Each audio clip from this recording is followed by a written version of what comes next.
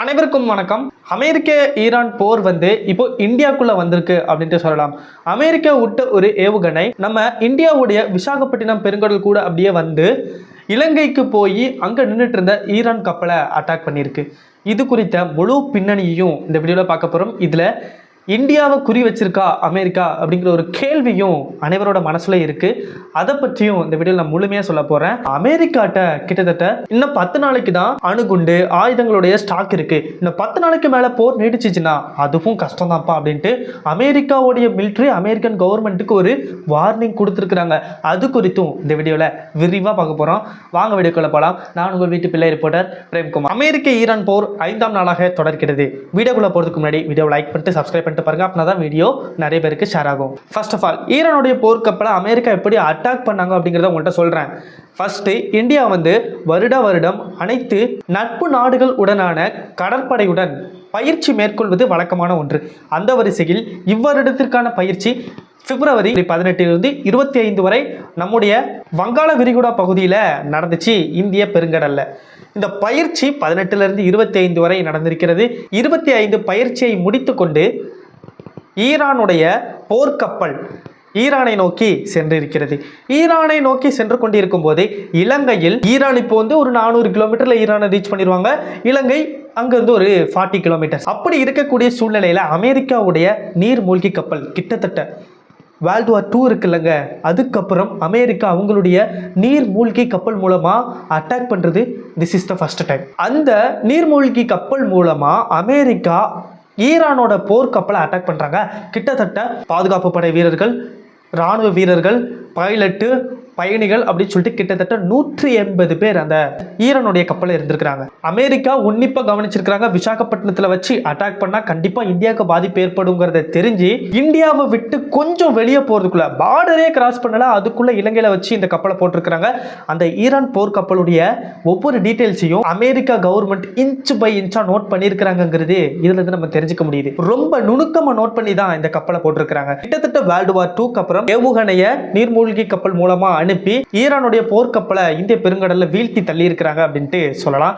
இந்த விபத்துல 87 பேர் சடலமாக மீட்கப்பட்டிருக்கிறாங்க. இதில் 32 பேரை இலங்கை கப்பற்படையினர் பாதுகாத்து அவர்களை மருத்துவமனைக்கு அழைத்து சென்றிருக்காங்க அப்படிங்கிறது வியக்கத்தக்க விஷயமா இருக்கு. அந்த ஈரான் போர்க்கப்பல்ல இருந்து அலர்ட் மெசேஜ் இலங்கை கடற்படைக்கு போயிருக்கு. எப்படின்னா ஈரான் கப்பல் வெடிச்ச உடனே பயங்கர சத்தம் கேட்டிருக்கு. அதை உணர்ந்து கொண்ட இலங்கை கடற்படையினர் உடனடியாக விரைந்து செயல்பட்டு ஆம்புலன்ஸ், மருத்துவர்கள், இராணுவ வீரர்கள் என்று படையுடன் சென்று ஈரான் கப்பலை அதிலிருந்த பயணிகளை காப்பாற்றுவதற்கான முயற்சியில் ஈடுபட்டிருக்காங்க. கிட்டத்தட்ட அந்த 187 பேர்ல 87 பேரை சடலமாக மீட்டும் 32 பேரை மருத்துவமனையிலையும் பத்திரமா மீட்டு பாதுகாப்பாக அட்மிட் பண்ணியிருக்கிறாங்க.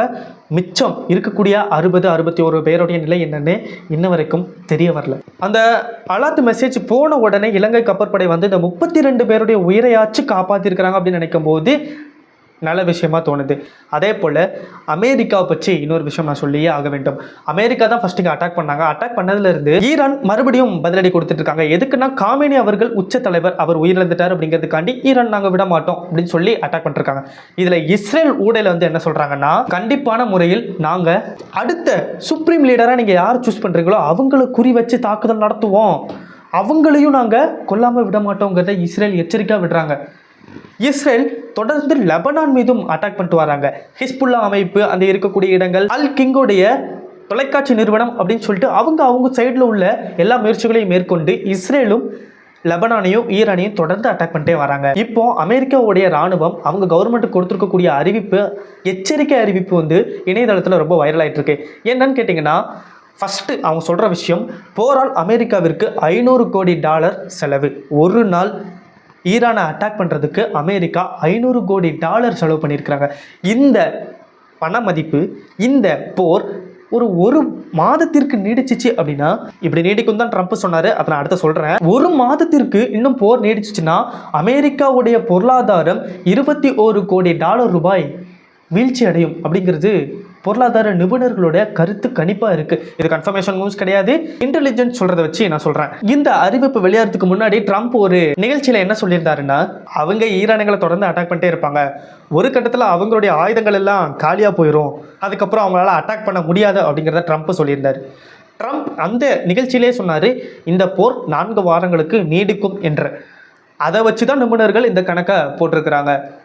இதுக்கப்புறம் அமெரிக்காவுடைய ராணுவம் அவங்களுக்கு கொடுத்த அறிவிப்புங்கிறது தான் இப்போ இந்தியா முழுக்க ட்ரெண்ட் ஆகிட்டு இருக்கு. ஐயா ட்ரம்ப், ரொம்பலாம் அவசரப்படாதீங்க, நீங்கள் பாட்டுக்கு 4 வாரம்னு அடிச்சு விட்டுட்டு இருக்கிறீங்க. இங்கே அமெரிக்காவுடைய குண்டுகளாக இருக்கட்டும், ஏவுகணைகளாக இருக்கட்டும், குறிப்பாக ஒரு ஏவுகணை வருதுன்னா அதை வழிமறித்து தாக்குதலில் ஈடுபடுத்தக்கூடிய SM-3 ரக ஏவுகணையாக இருக்கட்டும், எல்லாமே இங்கே ஸ்டாக் அவுட் ஆகிட்டு இருக்கு. 4 வாரம்லாம் கிடையாது, ஒரு 10 நாள், 1 வாரம், 3 நாள் இந்த வார் நீடிச்சிச்சுன்னா கூட அமெரிக்காவில் ஆயுதங்கள் தட்டுப்பாடு ஏற்பட்டு விடும் அப்படிங்கிறத ட்ரம்ப்புக்கு எச்சரிக்கையாக அமெரிக்க ராணுவம் கொடுத்துருக்குறாங்க. இந்த ஒரு எச்சரிக்கையை ட்ரம்ப் எப்படி கையாள போறாரு, இதனால போரில் ஏதாவது மாற்றம் வருமா அப்படிங்கிறத நம்ம தொடர்ந்து யோசிக்க வேண்டும். ஏன்னா ஒரு சைடு பொருளாதார நிபுணர்கள் எல்லாம் பணம் செலவாயிட்டு இருக்குன்னு சொல்லி திட்டிட்டு இருக்காங்க, இன்னொரு சைடு மக்கள் உயிர் போயிட்டு இருக்குன்ட்டு கவலைப்பட்டு இருக்கிறாங்க, இன்னொரு சைடு அமெரிக்காவுடைய ராணுவமும் இப்படி ஒரு அறிவிப்பை கொடுத்துருக்காங்க. SM-3 காலியாச்சு அப்படின்னா அமெரிக்காவில் கண்டிப்பான முறையில் பேரழிவு, பேராபத்து ஏற்படுத்தக்கூடிய வாய்ப்புகள் அதிகமாக இருக்குங்கிறத புரிந்து கொள்ள வேண்டும். இப்போ இந்தியன் பெருங்கடலை வச்சு தகர்த்தப்பட்ட போர்க்கப்பலை கூட நாங்க தான் அழிச்சோம் அப்படிங்கிறத அமெரிக்கா ரொம்ப கெத்தா ஸ்டைலா சொல்லிட்டு இருக்காங்க. SM-3 காலியாக போகுது, இதை தெரியாத ட்ரம்ப் அன்னைக்கு காலையில் இந்த நியூஸ் ஒரு ஈவினிங் போல கிடைக்குதுங்க ராணுவத்திட்ட இருந்து. அதுக்கு காலையில் ட்ரம்ப் சொல்றாரு, ஈரானுக்கு எதிரான போர் முற்றிலும் சிறப்பாக நடைபெற்று வருது அப்படிங்கிறத அதிபர் ட்ரம்ப் சொல்றாரு.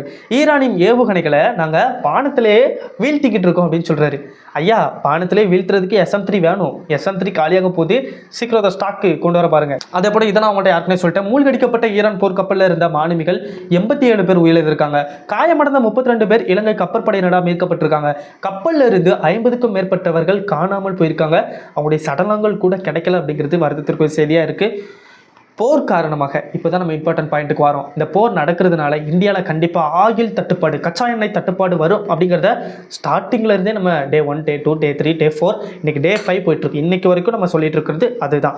கண்டிப்பான முறையில் கச்சா எண்ணெய் பாதிக்கப்படும். கச்சா எண்ணெய் தட்டுப்பாடு ஏற்படும் பட்சத்தில் அத்தியாவசிய பொருட்களுக்கான விலையும் அதிகரிக்கக்கூடிய நிலை கட்டாயம் வரும் என்பதை நாம் வலியுறுத்தி கொண்டே இருக்கிறோம். அந்த வரிசையில் இந்தியாவில் கச்சா எண்ணெய் தட்டுப்பாடு ஏற்படும் என்பது அனைவரும் அறிந்த யோசித்த ஒரு விஷயம்தான். இந்த நேரத்தில் தான் நம்ம நட்பு நாடான ரஷ்யா வராங்க. ரஷ்யா நண்பேண்டா அப்படின்ற தோல் மேலே கை போட்டுக்கிட்டு 95 லட்சம் பேரட்கள் கச்சா எண்ணெயை அனுப்ப நாங்கள் தயாராக இருக்கிறோம் அப்படின்னு சொல்லி இந்தியாவுடைய வயிற்றுல பாலை வாத்துட்டாங்க ரஷ்யா அப்படின்ட்டு சொல்லலாம். இந்த நிலையில் இந்த போர் அடுத்த கட்டத்திற்கு சென்று கொண்டிருக்க மக்களை இஸ்ரேல் சொல்லிட்டாங்க, கண்டிப்பான முறையில் நீங்கள் யாரை சுப்ரீம் லீடரை கொண்டு வரீங்களோ இல்லாட்டி உங்கள் நாட்டில் இருக்கக்கூடிய உச்ச தலைவரை நாங்கள் கொல்லாமல் விட மாட்டோம், எத்தனை பேர்னாலும் கொண்டு வாங்க, எங்கே வேணால் பதுக்கி வைங்க அப்படிங்கிறத இஸ்ரேல் ஓப்பனாக வெளியே சொல்கிறாங்க.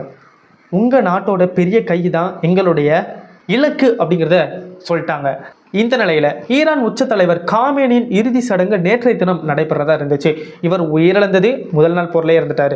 3 நாட்கள் அஞ்சலிக்காக வைக்கப்பட்டிருந்த உடல் நேற்றைய தினம் அடக்கம் செய்யப்படுறதா இருந்துச்சு. ஆனால் அடக்கம் செய்யாமல் இறுதி சடங்கை முடிக்காமல் இன்னும் நாங்கள் வச்சுக்கிறோம். நேற்றைய தினமே இறுதி ஊர்வலத்திற்கு திட்டமிட்டிருந்தாங்க ஈரான் கவர்மெண்ட். ஆனால் அதை ரத்து பண்ணிட்டு நாங்கள் இறுதி ஊர்வலத்திற்கான தேதியை பின்னர் அறிவிக்கிறோம் அப்படின்னு சொல்லிட்டு இந்த அறிவிப்பை தள்ளி வச்சிருக்கிறாங்க. இதுவும் பேசு பொருளாயிட்டு இருக்கு. ஏன்னா இறுதி ஊர்வலம் நடக்கும்போது பொதுமக்கள் கண்டிப்பான முறையில் அதிகம் கூடுவாங்க. அப்படி கூடும்போது அங்கு தாக்குதல் நடத்தப்பட்டால் என்ன பண்ணுறது அப்படிங்கிறது தான் ஈரான் கவர்மெண்ட்டோட யோசனையாக இருக்கும் அப்படிங்கிறத நிபுணர்கள் சொல்லிட்டு இருக்காங்க. இப்போ பரபரப்பாக இருக்க மக்களே, அமெரிக்காட்ட இருக்கக்கூடிய குண்டுகள் 5000 குண்டுகள் இதுவரை யூஸ் பண்ணியிருக்கிறாங்க, ஏவுகணைகளை யூஸ் பண்ணியிருக்காங்கும் போது அவங்கள்ட்ட இந்த தட்டுப்பாடு அப்படிங்கிறது ஏற்படுது. இதை எப்படி அமெரிக்கா கவர்மெண்ட் கையாள போகிறாங்க, நட்பு நாடுகள்கிட்ட போய் வாங்குறாங்க அப்படிங்கிற பட்சத்தில் அந்த நட்பு நாடையும் ஈரான் அட்டாக் பண்ணுறதுக்கு வாய்ப்பு இருக்குது. ஏன்னா அதுக்கு உதாரணமாகத்தான் Kuwait, Mumbai, Qatar, Saudi Arabia அடி வாங்கிட்டு இருக்காங்க. அமெரிக்காவுக்கு இராணுவ தளவாடங்கள், அதாவது அமெரிக்காவுடைய தூதரகத்துக்கு அமைக்க அனுமதி கொடுத்த காரணத்தினால குவைத் மக்கள் இறந்துட்டு இருக்காங்க, சவுதி அரேபியாவில் மக்கள் உயிரிழந்துட்டு இருக்காங்க. அப்படிங்கிறது அமெரிக்கன் கவர்மெண்ட்டுக்கும் சவுதி கவர்மெண்ட்டுக்குமே நல்லா தெரியும். ஆனாலும் பல வருஷத்துக்கு முன்னாடி போட்ட உடன்படிக்கை, ஒப்பந்தம் அதெல்லாம் மீற முடியாது. ஸோ இதை அனுபவிச்சுட்டு இருக்காங்க குவைத்தும் சவுதி அரேபியாவும் மும்பையும். போர் பதற்றம் காரணமாக மத்திய கிழக்கில் முழுவதுமாக எண்ணெய் பாதிக்கப்பட்டிருக்கு, கச்சா எண்ணெய் விநியோகிக்க முடியலை அப்படிங்கிறத தெரிந்து கொண்ட ரஷ்யா நம்மளுக்கு உதவி செய்கிறாங்க அப்படின்னு நினைக்கும் போது ரொம்ப நல்ல விஷயமா இருக்குது. இப்போ கூட ரீசெண்டாக பிரதமர் மோடி ரஷ்யா போயிட்டு வந்தாங்க. அதற்கான சம்பளத்தை இப்போ நம்ம வாங்குறோம்னு நினைக்கும் போது ரொம்ப மகிழ்ச்சியாக இருக்குது. போய் ஏதோ ஒன்று பண்ணிட்டு வந்திருக்காங்க, சும்மா ஊர் சுற்றிட்டு வராமல் அப்படிங்கிறது ப்ரூவ் ஆகிருக்கு. Indian government hats off you. Okay மக்களே, ஒவ்வொரு கட்டத்திலையும் இந்த போர் அடுத்த கட்டம் நகர்ந்து கொண்டே இருக்குது.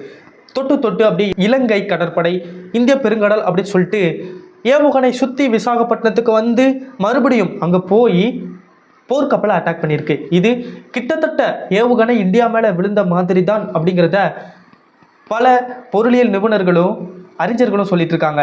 இது குறித்து அமெரிக்கா எதுவும் விளக்கம் கொடுப்பாங்களா அப்படிங்கிறது இன்னும் எதுவும் வெளியாகலை.